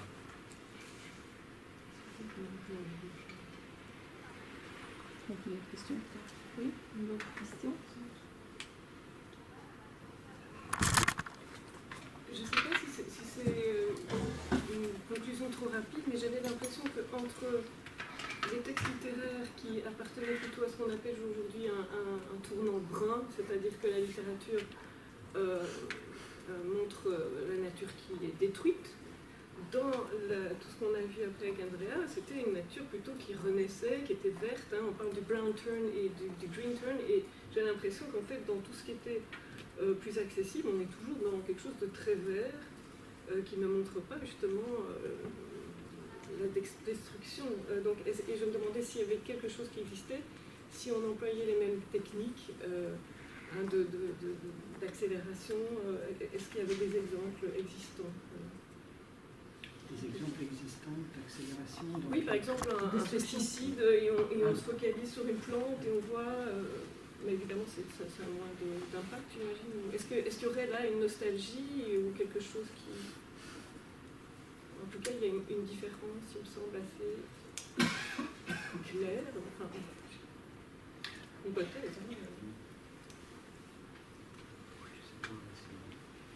Moi, en tout cas, je ne connais pas de... Ce serait intéressant d'explorer un peu l'imaginaire ou la production. Moi, en vous écoutant, je me disais, oui, il y a cette image justement de la prise de conscience de la proximité des arbres, des végétaux. Il y a des livres qui vendent beaucoup. En même temps, ce qui vend beaucoup, c'est aussi des livres sur la collapsologie. Je veux dire, l'opinion publique est traversée par ces courants. Je n'ai pas des chiffres justement, parce que parfois c'est difficile de mettre des chiffres, mais en tout cas, il y a différentes tendances. Les livres sur l'effondrement, des livres alarmistes, etc. Donc en réalité, c'est une tendance qui existe, c'est une évolution culturelle qui existe et qui évidemment intéresse beaucoup les journalistes. Donc on voit des revues de vulgarisation qui s'occupent de ça. Donc c'est clair qu'il y a et des documentaires visuels. Et ça rend bien donc, de représenter différemment, ça crée un intérêt. Donc certainement, il y a aussi ce côté-là un peu de médiatisation. Après, oui, je ne connais pas de... Ce serait intéressant de voir justement, comme je disais, l'imaginaire pour voir si des techniques semblables donc de close-up et d'accélération existent aussi dans d'autres sens. Donc pour voir par exemple la dégénérescence dans l'écosystème, pas à mon avis. En tout cas, c'est vrai que l'audiovisuel est central et par exemple The Guardian récemment a changé sa politique pour les images et le langage, probablement vous êtes au courant, ils ont décidé de ne plus utiliser par exemple le terme changement climatique parce que changement c'est gentil, de parler plutôt de crise ou autres termes plus graves, et pour les images de ne pas se focaliser justement sur ces symboles, un peu ces icônes, l'ours polaire ou le glacier, mais d'utiliser des images par exemple d'inondations, donc des choses plus proches de l'homme, parce qu'un des problèmes de la sensibilisation au changement climatique par rapport à d'autres phénomènes est justement l'effet que c'est un phénomène, en tout cas à l'origine plutôt dans les graphiques, dans loin, voilà, difficile à rendre perceptible pour les individus dans leur vie quotidienne. Et donc la psychologie enseigne qu'on est moins réactif par rapport à cela. C'est loin. Aujourd'hui, ça devient différent. En Australie, ça brûle beaucoup, etc. Donc on a, voilà, le Guardian a décidé en tout cas d'échanger de politique concernant les images. Ça, c'est de Guardian en particulier. Donc c'est une position. Puis c'est clair que dans d'autres émissions, des émissions comme la vôtre, bon, ils ont peut-être repris l'imaginaire un peu usuel, je ne sais pas. Là, c'est intéressant de voir les tensions et les évolutions. Et si j'ai bien compris la première intervention, moi j'ai pensé au philosophe Locke qui disait que l'homme fonctionne par généralisation. Et puis la sémantique au XXe siècle a compris qu'on fonctionne aussi par prototype. Donc il y a un prototype.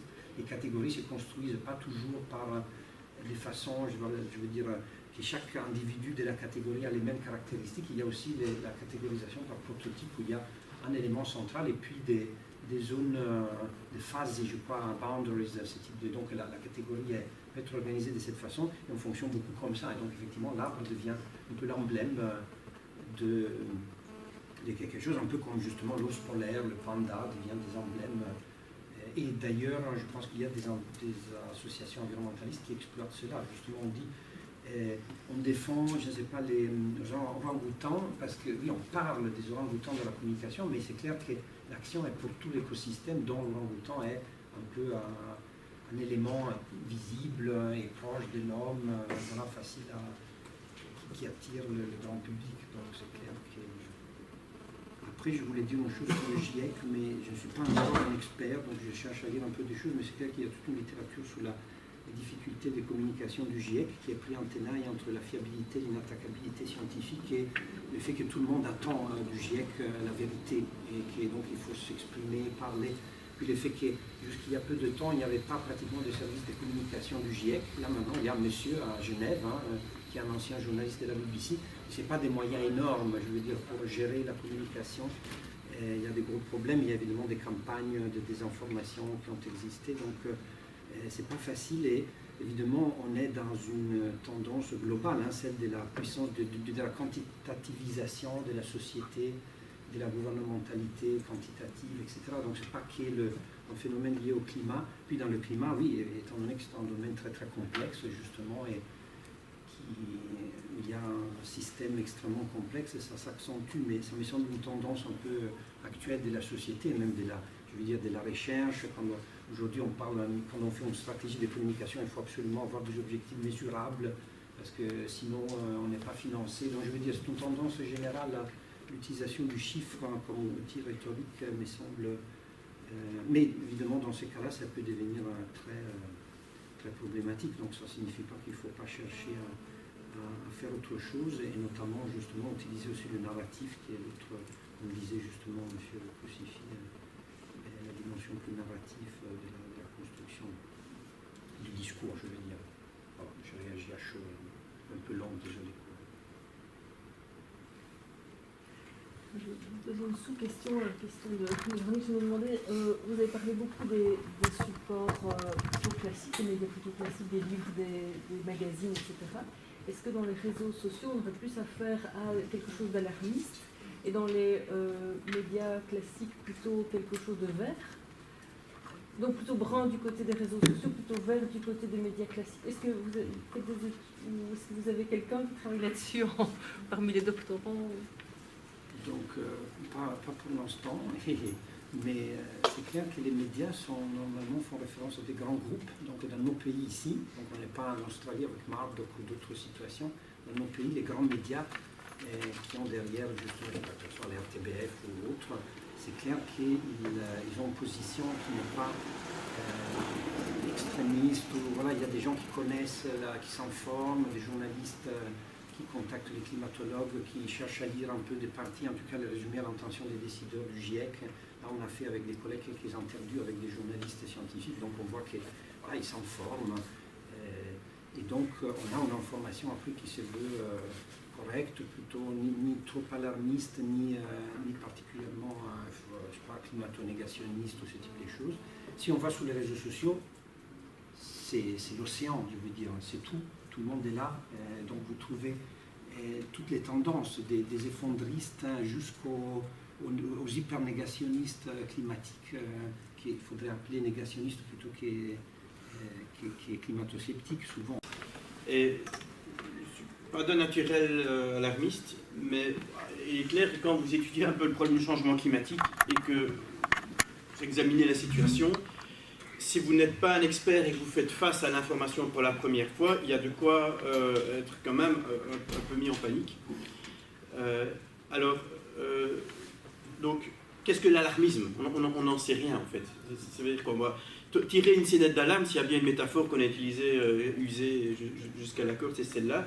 On dit oui, les climatologues tirent la sonnette d'alarme depuis les 1980. Tirer une sonnette d'alarme, c'est alarmer. Hein?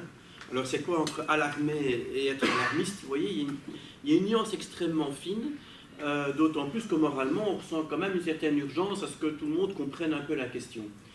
Là il y a une vraie question d'éco-narration et de choix des mots.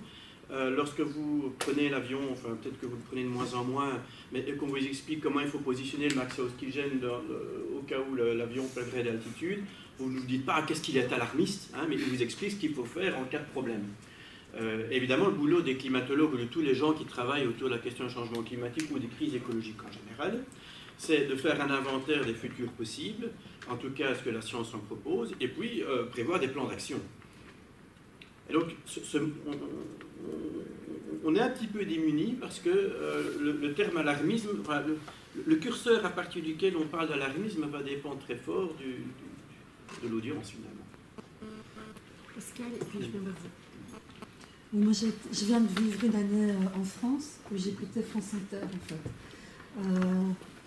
Je trouve que tout ce qu'on a expliqué aujourd'hui touche à une de nos préoccupations centrales qui est tout de même celle que tu as évoquée au tout début, à savoir comment faire pour faire entendre un discours face à un déni qui ne s'explique pas par le fait que les gens ne sont pas informés. ou n'ont pas accès à l'information. C'est comme ça, je trouve que la question était posée d'emblée et que nous devons tous essayer de réfléchir à ça. Après, moi, je voulais juste donner quelques impressions personnelles et réflexions personnelles par rapport à ça.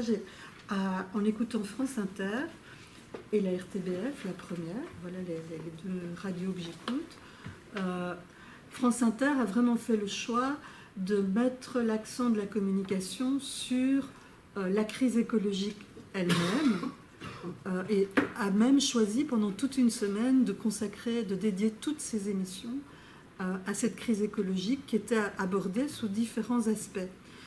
La RTBF, sauf de très rares créneaux et de très très rares exemples, elle se borne à parler de ceux qui parlent, de ce qu'on dit, de ce que dit la politique sur la crise écologique. Et donc elle n'informe en fait pratiquement pas.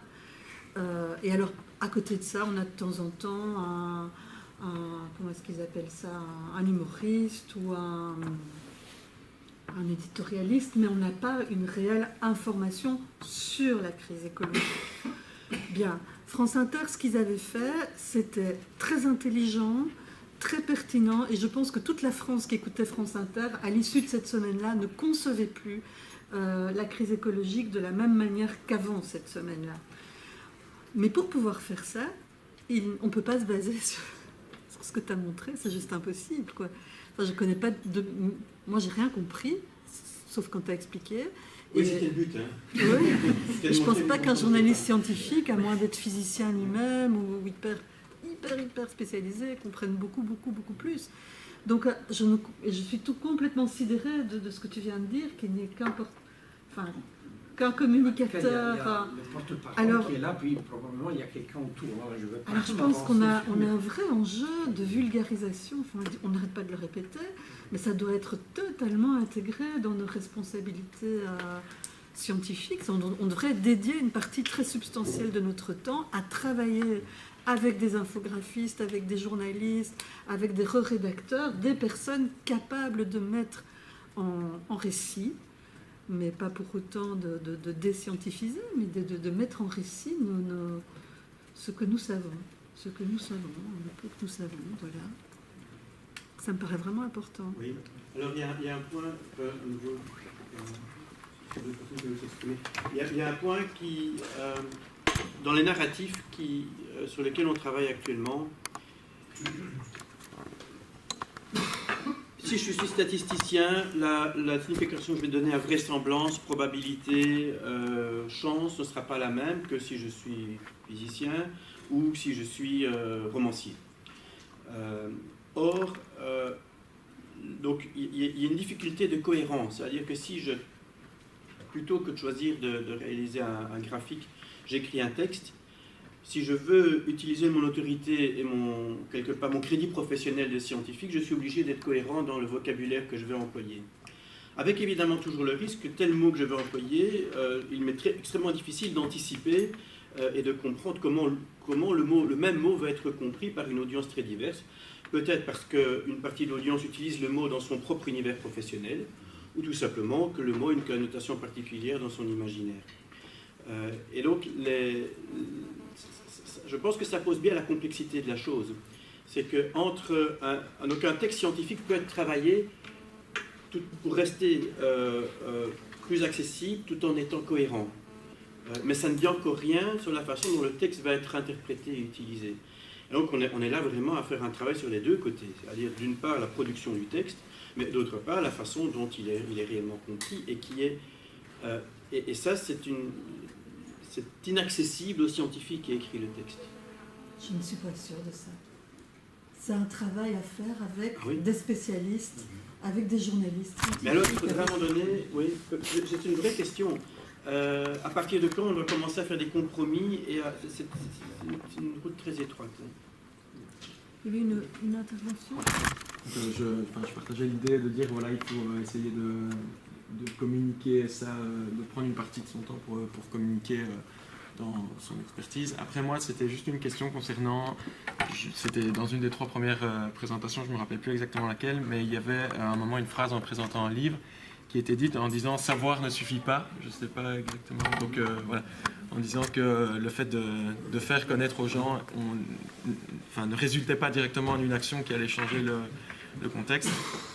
Du coup, de ça, c'est un peu la suite de cette idée en disant si on prend du temps pour le faire connaître aux gens, c'est une première partie, mais si il y a je ne sais pas si c'est une démonstration, mais qui objective le fait que ça ne suffit pas au changement et qui peut d'ailleurs peut-être être vu aujourd'hui, ma question c'est est-ce que ce livre-là propose des voies ou d'autres manières de faire qui incitent des populations à changer ou des systèmes à changer? Est-ce qu'il y a cette proposition dans le livre?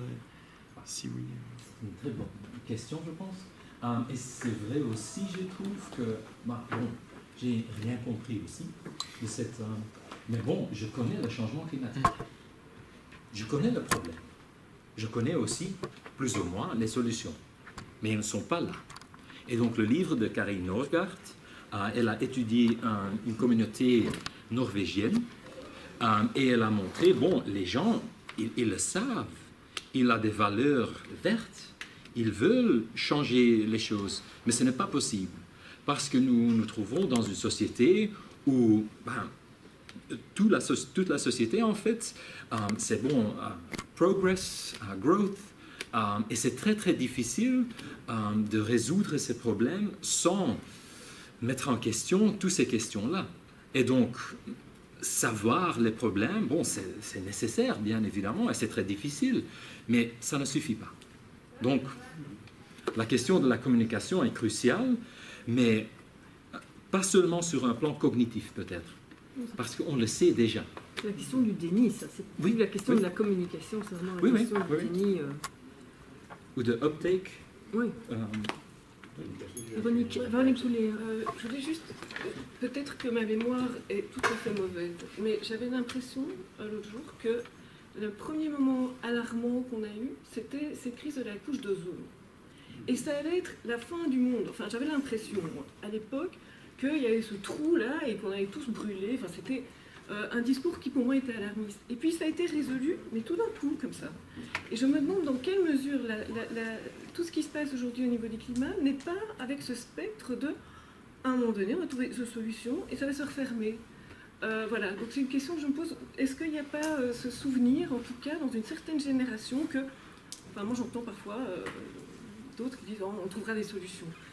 Et peut-être que cette crise de l'ozone, enfin de la couche d'ozone, est indirectement là, dans notre inaction. Je ne sais pas. Je me pose la question. Si, enfin, j'en sais rien. Enfin, c'est vraiment une question à poser à des gens qui vont étudier ça de façon méthodique. Moi, je ne peux donner qu'une impression, et elle vaut ce qu'elle vaut. Alors après, on a des éléments de réponse à ça. Évidemment, ce qui était facile avec l'ozone, c'est qu'il y avait 4 gros producteurs mondiaux, longtemps qu'il y avait des gènes alternatifs dans ces bagages et qu'il y avait tout intérêt à faire passer le protocole de Montréal. Donc le problème était en fait relativement simple et le problème était grave.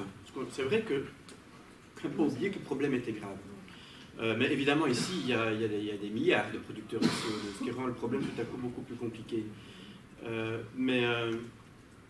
Pour toucher un mot sur la question de la connaissance, moi je pense que quelque chose de quand même très important a été dit ici. La connaissance ne permet pas de basculer du déni à l'action parce qu'il y a toutes ces choses qui empêchent l'action. En revanche, la connaissance permet un jugement éclairé lorsqu'on est face à des informations qui sont bâclées. Alors c'est pas pour s'acharner sur les médias belges, mais enfin quand même, dans la Libre Belgique dernièrement, je lisais voilà, la TEC envisage, le transport en commun en Wallonie envisage non plus les bus électriques, mieux encore les bus à hydrogène. Et si vous dressez un petit peu un expert en matière d'énergie, vous explique que ce n'est pas nécessairement mieux parce qu'en fait le cycle d'efficacité de combustion d'hydrogène est désastreux en réalité, parce que pour produire en utilisant l'hydrogène, vous avez besoin de 3 fois plus d'énergie pour le produire. Donc ce n'est pas nécessairement mieux. Et donc c'est à ce moment-là que le public doit aussi être capable d'arbitrer certains choix, mais c'est une fois qu'il a effectivement passé la phase de déni que l'information va lui permettre peut-être de prendre des bonnes décisions plutôt que des mauvaises décisions. Oui. Oui. Je n'étais pas là tout au début, donc je ne savais pas que vous aviez parlé de Karin Norgaard, parce que ça m'a fait pas mal penser à cette discussion, cet ouvrage que j'avais aussi lu sur la question du fait que le manque d'information ne suffit pas. Moi, ce qui m'a beaucoup intéressé, c'est la question des types de dispositifs, du coup. et des effets des différents types de dispositifs sur différents types de publics en fait. Moi je m'intéresse pour le moment à la question du temps et de la durabilité, c'est-à-dire que je pense que la crise, notamment la crise climatique, mais beaucoup de crises environnementales remettent vraiment fondamentalement en question notre rapport au temps, parce qu'elle bouleverse pas mal d'éléments pardon, sur notre rapport au temps. Et donc, il me semble que travailler sur quel type de dispositif peut créer des effets au niveau des subjectivités, notamment, et des rapports à l'institution, c'est vraiment intéressant. Donc, je me demandais s'il y avait, parce que là, je ne suis pas très au courant des recherches qui ont travaillé sur les effets par exemple ici au niveau du type de dispositif au niveau anthropologique dans la présentation, on était vraiment embarqués même dans notre on envisageait les choses de manière différente au niveau de la perception parce qu'on se retrouvait au niveau de la machine, au niveau de l'éleveur, au niveau de l'animal et donc c'est le fait de se trouver embarqué au niveau de sa perception même à mon sens, peut être par exemple un outil assez utile plutôt qu'on sort du cognitif et on arrive à toucher d'autres types de rapports au niveau individuel, notamment, on parle beaucoup aussi de toutes ces recherches sur la question de l'imaginaire, je pense qu'il y a la dimension de la perception qui est aussi importante. Donc là, c'était un petit peu une question, savoir si vous étiez dans vos recherches, s'il y avait des recherches sur les effets des différents types de dispositifs narratifs, alors que ce soit au niveau du langage, mais aussi au niveau ici on a vu l'image, donc des types de dispositifs qui pourraient exister et des effets, à mon avis, on a des effets qui pourraient être différents suivant différents types de publics aussi. C'est peut-être aussi une problématique, c'est de ne peut-être pas suffisamment réfléchir à comment est-ce qu'on peut changer la narration suivant les publics auxquels on s'adresse. On va avoir des discours qui sont peut-être parfois assez homogènes. Donc voilà, Moi, j'avais deux choses à dire. Bon, chez nous, à l'école de communication, il y a Marie Van Oost qui travaille sur le journalisme narratif et la comparaison entre, grosso modo, là j'ai résumé, mais entre justement les effets sur les lecteurs de raconter quelque chose de façon traditionnelle, de décrire, et de le raconter de façon plus narrative. Et donc, effectivement, il y a des recherches. La narratologie travaille. Donc, je vous invite à faire des recherches bibliographiques et notamment, j'ai fait acheter à la bibliothèque de Espoo les 3 volumes je pense que les titres sont plus ou moins Oxford Encyclopedia on Climate Change Communication. Donc c'est récent en 2018, donc c'est très cher d'ailleurs. Et c'est vraiment un peu, c'est une encyclopédie. Et il y a un état des lieux des recherches en cours dans différents domaines, notamment la linguistique par exemple. Alors, à mon avis, il n'y a pas énormément sur l'aspect narratif en particulier, mais en tout cas, voilà, c'est effectivement un domaine où il y a des recherches sur justement ces effets de ces dispositifs. Voilà, c'est un peu bibliographique, mais c'est des volumes assez intéressants.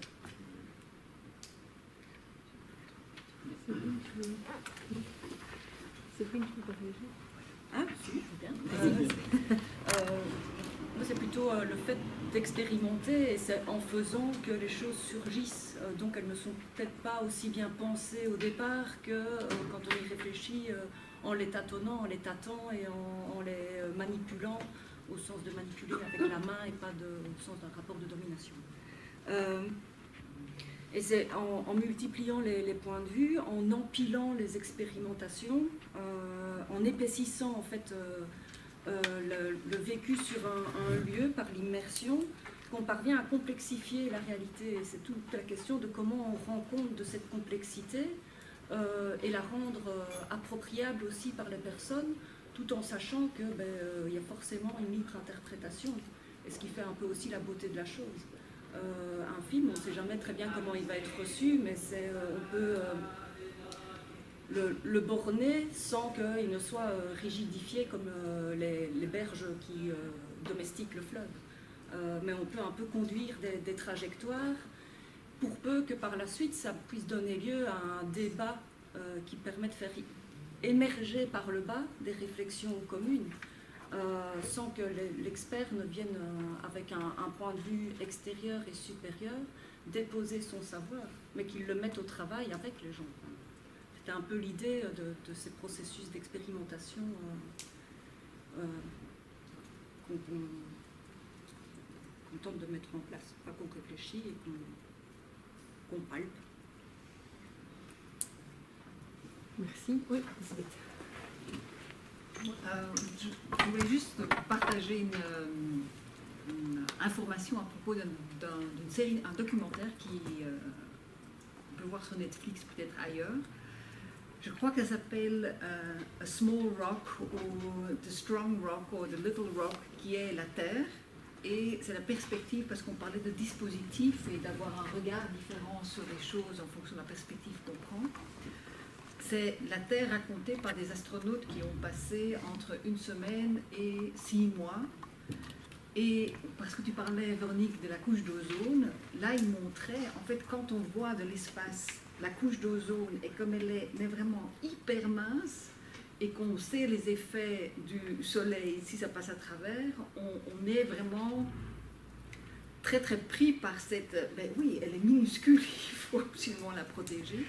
Et donc cette perspective de ce documentaire, en plus il est animé par Will Smith qui arrive à bien raconter les histoires elles-mêmes, mais à chaque fois ce regard entre les astronautes qui sont des scientifiques poussés dans un certain domaine, qui disent que depuis qu'ils ont été dans l'espace, qu'ils ont vu à la fois la fragilité de la Terre dans l'univers, puisqu'on est, c'est ça, je crois que c'est Small Little Rock ou quelque chose comme ça, parce que l'univers il est sans limite, et qu'est-ce qui a fait que la vie a pu naître sur Terre, et en même temps la force, qu'est-ce qu'il a fallu pour que, et que la Terre elle va survivre, nous pas, mais la Terre oui, et montrer tous ces mécanismes, et comme dispositif d'information, de narratologie qui est derrière, je trouve que c'est très puissant. C'est pas que le changement climatique, c'est la mort, c'est la vie, c'est l'énergie, tout ça. Et je trouve que c'est vraiment un documentaire très très intéressant de ce point de vue-là, puisque les astronautes eux-mêmes disent qu'il faudrait les envoyer tous dans l'espace, les décideurs politiques. Mais on va avoir un autre problème. C'est pas bon pour les Moi, je voudrais revenir sur une question qui a été posée par Michel, qui est de dire finalement il y a vraiment un devoir d'information. Je traduis le manque d'information que tu constates par un devoir de notre part, puisque bon, on est quand même ici, à mon avis, des gens compétents dans les domaines respectifs où on a travaillé. Est-ce que tu vois comment on pourrait finalement jouer ce rôle d'interface avec soit la presse, enfin bon là je regarde aussi Andrea, soit la presse, soit des lieux où on pourrait justement, parce que c'était une question qu'on s'était posée peut-être un peu ailleurs, mais bon, qui revient à mon avis très naturellement dans le GRIS.